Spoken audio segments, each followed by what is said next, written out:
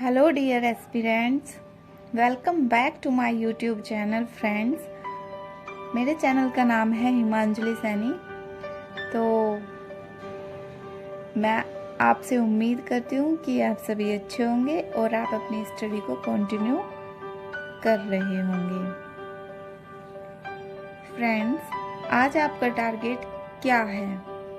आज आपने किस किस टॉपिक को पढ़ने के लिए अपना टारगेट बनाया है? आप मुझे कमेंट में ज़रूर बताइए अपनी स्ट्रेटजी। और फ्रेंड्स, जैसे कि मैं आपको अपनी स्ट्रेटजी शेयर करती हूँ, आप मुझे मेरे कमेंट बॉक्स में लिख करके मुझे बता सकते हैं। और अगर आपको कोई भी डाउट है तो आप मुझसे पूछ सकते हैं, किसी बुक से रिलेटेड या फिर जो मैंने पहले एग्ज़ाम दिए हैं सीटेट के, उससे रिलेटेड भी अगर आपको कुछ भी पूछना हो तो आप मुझसे कंफर्म कर सकते हैं। और फ्रेंड्स, अगर आपने मेरा वीडियो नहीं देखा है जो मैंने सीटेट को लेकर के बनाया है कि आपको कहाँ से प्रिपरेशन करनी है, तो आप उसे वॉच कर सकते हैं। और मैं इतना कॉन्फिडेंस के साथ कह रही हूँ कि आप अगर वहाँ से तैयारी कर लेंगे तो सच में आपके मार्क्स जो हैं वो आप सीटेट का एग्ज़ाम क्लियर कर लेंगे। ठीक है। और फ्रेंड्स, यहाँ पर मैंने आज स्टार्टिंग में जो पढ़ा था वो था साइंस, जो कि मैंने ऐप से पढ़ा है।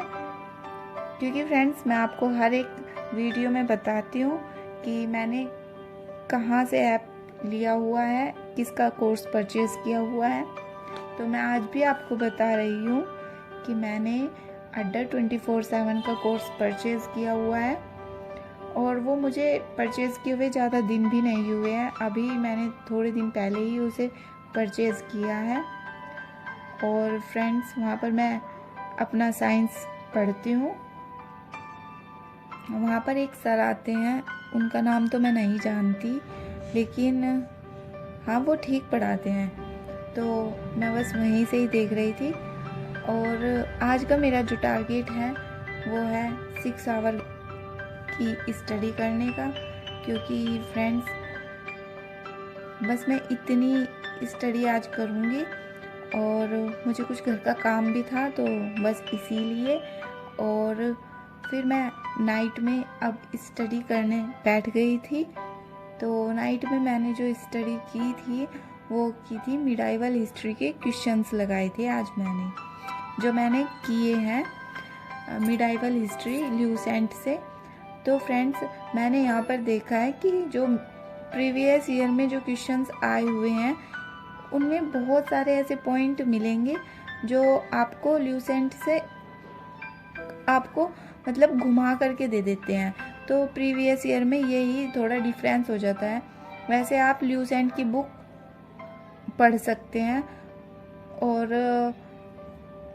अभी तो मैं इन सर के क्वेश्चंस लगा रही थी, और जैसे ही मुझे मतलब अलग अलग क्वेश्चंस मिले हैं तो मैं उन्हें राइट डाउन करूँगी अपने नोट्स में।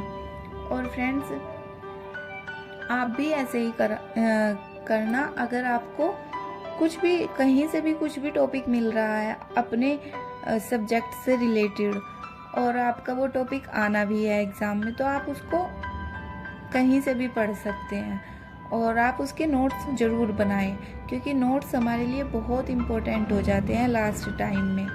और फ्रेंड्स, अगर आपको नोट्स नहीं बनाने हैं तो आप या तो उनकी PDF निकलवा लें, या फिर आप कुछ ना कुछ तो इंतज़ाम कर ही लें, जिससे कि आप लास्ट टाइम में आकर के वीडियो वॉच ना करने से बेटर है कि आप उन्हें रिवीजन करें। मतलब लाइन टू लाइन खुद से पढ़ें, ना कि कोई सामने से आपको पढ़ाए फ्रेंड्स। तो इसीलिए मैं सबसे ज़्यादा तो मैं आपसे बोलना चाहूँगी कि आप अपने नोट्स खुद से बनाएं, क्योंकि वही सबसे बेस्ट होता है। कि हमारे कुछ तो रिवीज़न ऐसे ही हो जाता है कि हम जब नोट्स बनाते हैं उस टाइम पर ही बहुत सारा रिवीज़न हमारा हो जाता है। और अगर हम नेक्स्ट डे पढ़ रहे हैं तो हम क्या करते हैं कि पहले जो प्रीवियस हमने जो नोट्स बनाया है, मतलब पहले का दिन का जो भी हमने लिखा है, वो सब हम उसे रिवाइज कर लेते हैं। तो एक फ़ायदा ये हो जाता है हमारे लिए। तो फ्रेंड्स बस मैं ये ही पढ़ रही थी, अपना मिडाइवल हिस्ट्री के जो क्वेश्चंस होते हैं वो ही लगा रही थी। और आप मिडाइवल हिस्ट्री कहाँ से पढ़ रहे हैं या फिर आप हिस्ट्री कहाँ से पढ़ रहे हैं, आप मुझे कमेंट में लिख करके बता सकते हैं अगर आपकी इच्छा है तो। और फ्रेंड्स आपको मैं एक बात बताऊं कि आप कुछ भी कमेंट नहीं करते हो, बस वीडियो देख लेते हो, तो प्लीज़ मेरे कमेंट में कमेंट किया करें, कमेंट बॉक्स में। और मुझे अच्छा लगेगा कि आपने कमेंट किया है। और फ्रेंड्स अगर आपको कुछ भी पूछना है तो मैं फिर से कह रही हूँ कि आप मुझसे पूछ सकते हैं कि मैं कहाँ से स्टडी कर रही हूँ। और एक और चीज़ है कि अगर आपको NCERT की बुक नहीं आपके पास है और वो आपको पढ़नी है, तो आप एक काम करिएगा, गूगल पर जा कर के NCERT सर्च करना, और या तो आपको ऐप मिल जाएगा NCERT का, आप वहाँ से रीड आउट कर सकते हैं, या फिर दृष्टि करके एक ऐप वहाँ पर बना हुआ है, एक वेबसाइट, और उसकी PDF डाउनलोड कर सकते हैं। वहाँ से भी आपको बहुत हेल्प मिलेगी, मतलब वहाँ पर पूरा का पूरा PDF पड़ा हुआ है हर एक बुक का। तो आप ऐसे भी NCERT को रिवीजन कर सकते हैं, क्योंकि मैं भी ऐसे ही कर रही हूँ। अभी तो मेरे पास NCERT की बुक्स नहीं है। तो फ्रेंड्स बस आज का व्लॉग ये ही था, और थैंक यू सो मच मेरे इस व्लॉग को देखने